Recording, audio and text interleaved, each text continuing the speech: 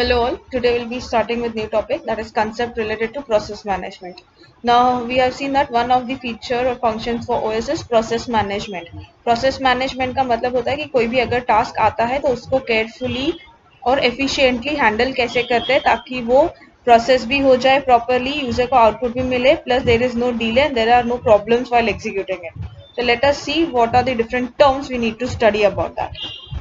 In multi-user system, many users and programmers sit at their respective terminals and execute the same or different programs. Despite many users working on the same system, each one feels as if the entire system is being used by him only. This is made possible only by the OS. यानी काफी बार ऐसा होता है कि हम ना यहाँ पे घर बैठे बैठे देखो, I can use Google, you all can use Google, ऐसा डिफरेंट एप्लीकेशंस हम यूज कर सकते हैं रैंडमली दुनिया में एक टाइम पे बहुत सारी चीजें एक साथ यूज होती है सिस्टम पे बहुत सारे लोगों के through. But it feels as if whenever we are using it ऐसा लगता है कि only we are using it because we feel that we are having the sole control over it.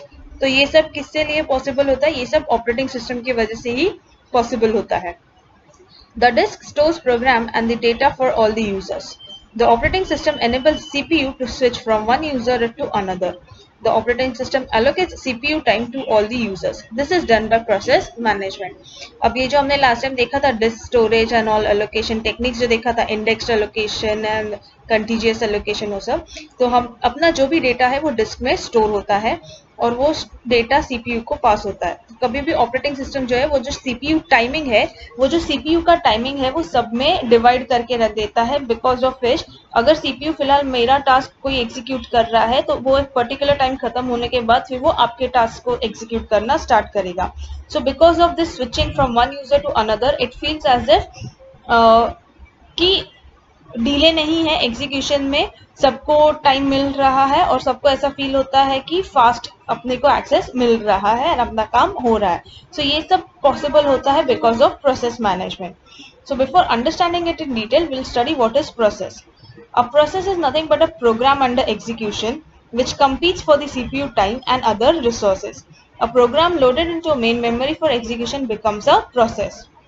So basically जो हम बोलते हैं process management तो exactly ये प्रोसेस होता क्या है?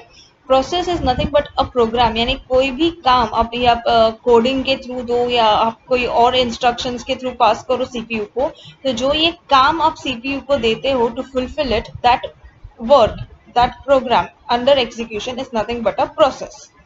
कि वो प्रोग्राम को एग्जीक्यूट करना उसको हम प्रोसेस बोलते हैं. तो हर एक जो प्रोसेस होता है जिसको एग्जीक्यूट होना बाकी होता है या जो अंडर एग्जीक्यूशन है, it will always compete for CPU time in the sense it will always want that CPU should execute that process first and other resources. अभी जैसा CPU is needed for execution तो other resources में आता है, जैसे हमने देखा था डेटा बस, कंट्रोल बस हो, एड्रेस बस हो, कैश मेमोरी हो, डेटा कुछ ट्रांसफर करना हो यहाँ से वहाँ, तो उसके लिए जो hardware software buses resources applications लगते हैं, एवरीथिंग. जब भी कोई भी एक प्रोग्राम है जिसको हमें एग्जीक्यूट करना है, when we load that into main memory, then from that point onwards that program is nothing but called as process. Next is multi-programming.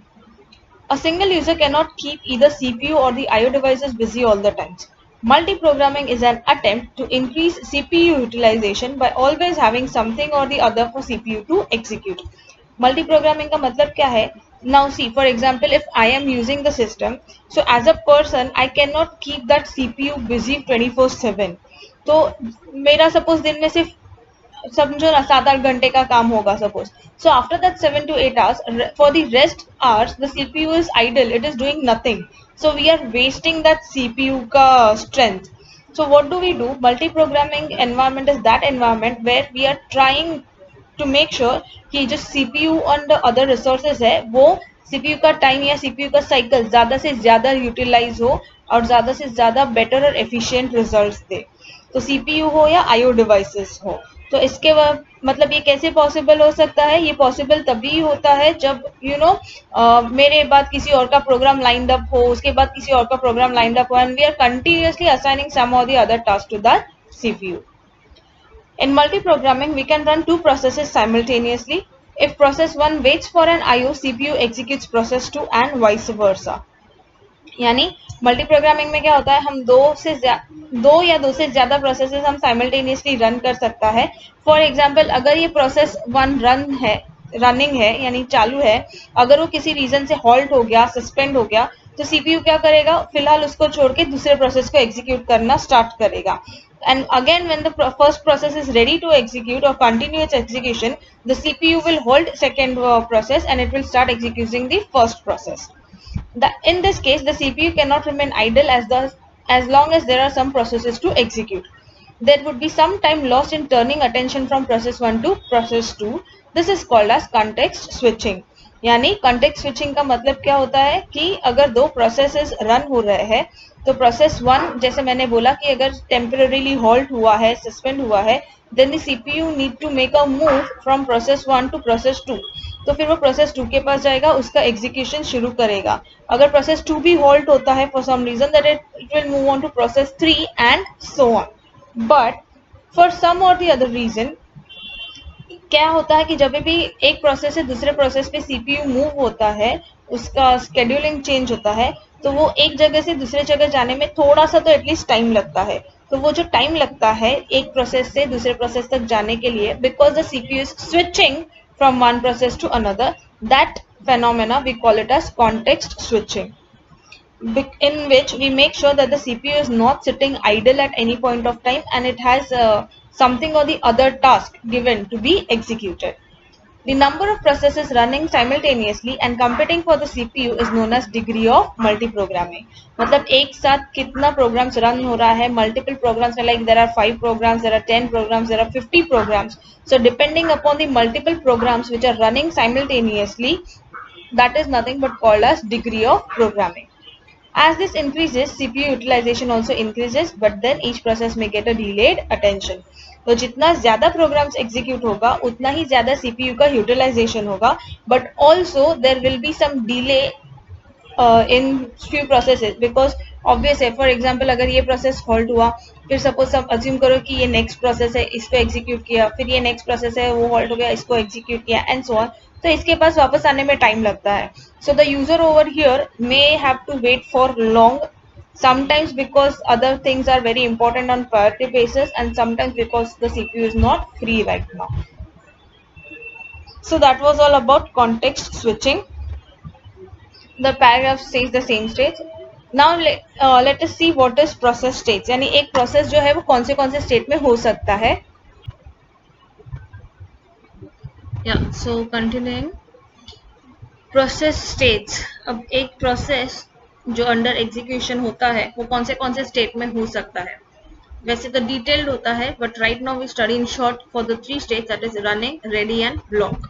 Running मतलब CPU can execute only one process at any given point of time, this process is termed as running process. यानी कोई भी process जो CPU अपने हाथ में लेता है कि फिलहाल इसको एग्जीक्यूशन करना है, तो जिस भी प्रोसेस का एग्जीक्यूशन चालू होता है, that is a process under execution is said to be in running state.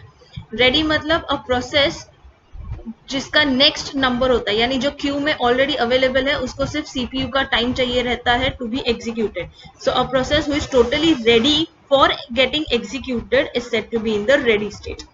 ये रहा, a process which is not waiting for any external event such as IO device or operation and which is not running is said to be in the ready state. मतलब अगर एक process run हो रहा है, पीछे से एक process दूसरा रेडी है एग्जीक्यूट होने को, तो जो रन हो रहा है वो रनिंग स्टेट में, जो नेक्स्ट उसके बाद रेडी है कि इसके बाद उसको रन करना है और उसको कोई और चीजों की जरूरत नहीं है, that process is said to be in the ready state. Blocked state is that state when the process is waiting for an external event or IO operation and then the process is said to be in the blocked state. यानी ऐसा state where the process can not execute further क्योंकि वो किसी IO operation का input output device से कुछ related है, या फिर कुछ एक्सटर्नल इवेंट्स यानी किसी और एग्जीक्यूशन का रिजल्ट के लिए वेट कर रहा है। फॉर एग्जाम्पल जैसे आपने एक प्रोसेस डाला a प्लस बी, ठीक है, और नेक्स्ट इसमें डाला a is equal to c plus d, तो अभी वो a प्लस बी कैलकुलेट करने के लिए c प्लस डी होना बहुत जरूरी है, तो तब तक a प्लस बी जो है वो बीच में हॉल्ट हो जाएगा, तो इसको ब्लॉक्ड प्रोसेस बोलते हैं। A block process cannot be scheduled even if CPU is free, whereas ready process can be scheduled if the CPU is free. जो भी प्रोसेस ब्लॉक्ड है वो सीपीयू अगर फ्री रहेगा तो भी हम उसको असाइन नहीं कर सकते, क्योंकि जब तक उसको जो इंपॉर्टेंट चीज चाहिए है फर्दर एग्जीक्यूशन के लिए, unless we have that we cannot start running it again. So even if the CPU is free, the block process would never